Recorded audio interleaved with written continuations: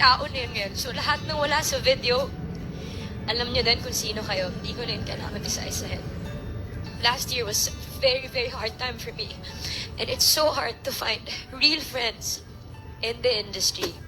Mga patama at parinig ni Catherine Bernardo patungkol sa mga nanatili at hindi mga tunay na kaibigan, patama nga ba para kina Joshua Garcia, Zanjo Marudo at Rhea Atayde? Viral ngayon at usap-usapan ng mga netizens ang naging saloobin at pahayag ng aktres na si Catherine Bernardo sa pagpirmang muli ng kontrata nito sa Star Magic Management nitong February 2, kung saan nagpasalamat ito sa mga kaibigan niyang hindi siya iniwan noong mga panahong may pinagdadaanan ito. At tila nagparinig din ito sa mga taong nadiskubre nito na hindi pala siya kayang damayan sa mga panahong may problema ito.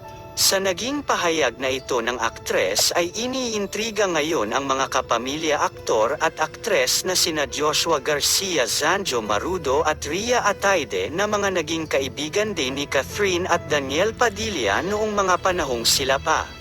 Inakusahan kasi ang tatlong premiadong aktor at aktres ng mga fans ni Catherine Bernardo na matagal nang may alam ang mga ito sa isyong pambababae umano ng aktor na si Daniel Padilla at hindi kaagad sinabi ng mga ito kay Kath at kinunsinti lamang ito ng mga itinuturing pa naman na totoong kaibigan ni Catherine Bernardo.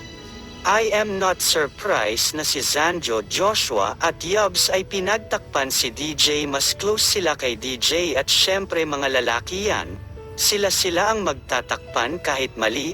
I am surprised kay Rhea dahil malapit si Kath sa kanya, sinasama siya ni Kath sa mga lakad and introduced her sa mga circle of friends niya. It is sad and unfortunate na nangyari ito. Ingat lang Kath na magpapasok ng tao sa buhay mo. Not all of them will be true and protect you. Keep Eris and Trina in your heart dahil sila ang tunay mong kaibigan. Now I know kung bakit hindi niya pinansin si Joshua Garcia dun sa video na nilagpasan niya lang ito at beneso niya si DJ. Hiwalay na sila noon, and kung bakit hindi umattend